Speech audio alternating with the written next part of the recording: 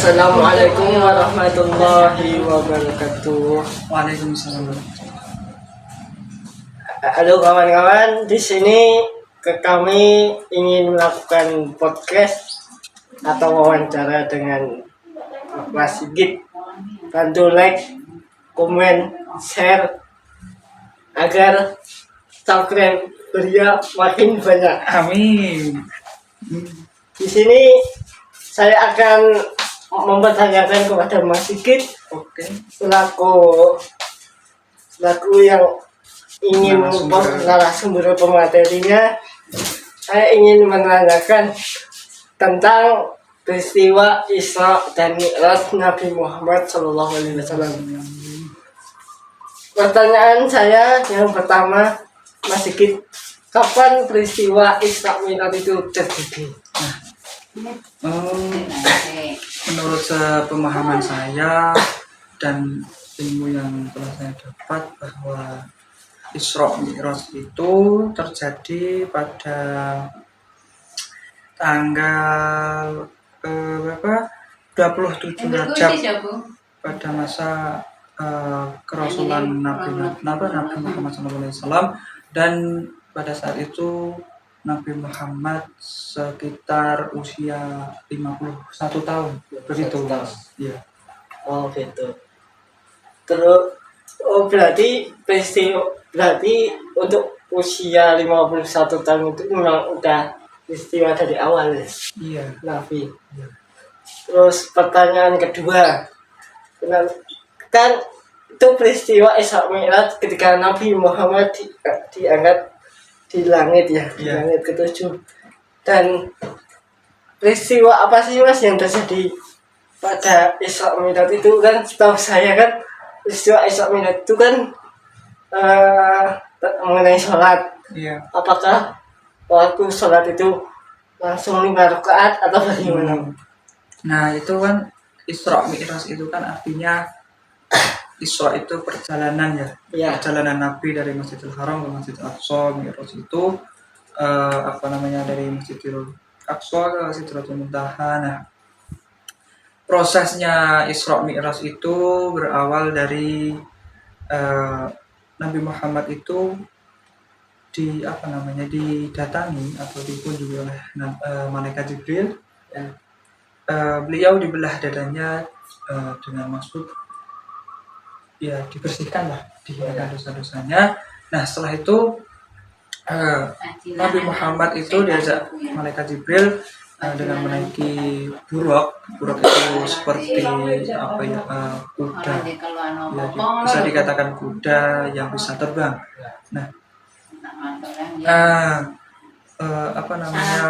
Nabi berangkatlah dari Masjidil Haram ke Masjidil Aqsa.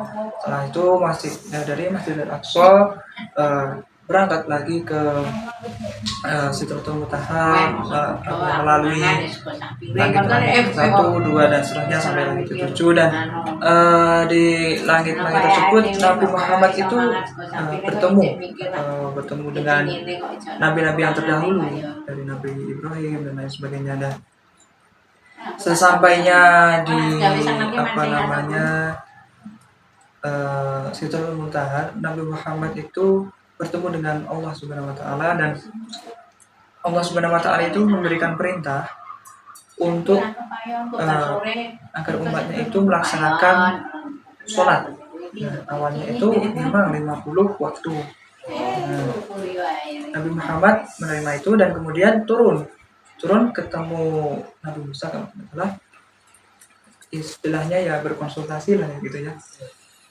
Kalau 50 waktu itu bagaimana. Lantas Nabi Musa itu memberikan saran, apakah itu tidak terlalu banyak, apakah tidak memberatkan umatmu, sedangkan umat Nabi Muhammad kan ada kegiatan lain seperti bekerja, berdagang dan lain sebagainya.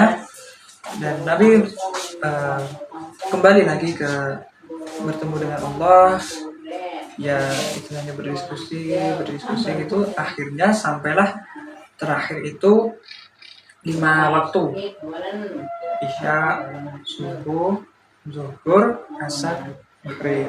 Dan itu sudah terakhir. gitu. Berarti awalnya itu udah sholat 5 waktu ya. Oke. Untuk pertanyaan yang ketiga, dan ini kemungkinan pertanyaan untuk Mas Ya. apa sih hikmah yang dapat kita ambil dari peristiwa Isra Mi'raj Nabi Muhammad SAW? Nah, untuk hikmah atau pelajaran yang dapat kita ambil dari peristiwa ini, yaitu kita itu harus selalu melaksanakan kewajiban kita sebagai muslim, yaitu beribadah kepada Allah Subhanahu wa taala, salah satunya sholat, itu sholat 5 waktu. Dan hikmah lain yang selalu yang bisa kita ambil, yaitu kita harus percaya bahwa setiap kita mengalami kesulitan, kita mengalami masalah atau ada masalah, percayalah bahwa kesulitan itu, masalah itu pasti nanti akan jalan keluar, akan ada jalan keluarnya, akan ada pertolongan dari Allah Subhanahu wa taala. Nah, kemungkinan seperti itu yang hikmah yang bisa kita ambil dari peristiwa Isra Mi'raj ini. Ya, sebetulnya ya, alhamdulillah pertanyaan dari saya udah terjawab semua, itu dan hati saya udah terjawab semua. Terima kasih Mas Sigit atas informasinya. Sama-sama kembali, dan untuk yang menonton video ini ya bisa menjadi wacana bagi mereka yang menonton video ini, bisa jadi mengambil pelajaran atau ibrahnya, supaya kita harus tetap menjaga sholat 5 waktu ya. Cara tepat waktu. Terima kasih Mas. Iya, sama-sama. Sekian podcast atau Tugas lah yang tugas UTS.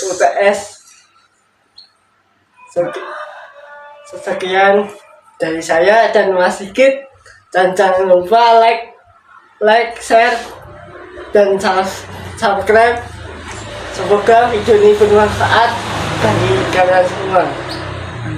Wassalamualaikum warahmatullahi wabarakatuh.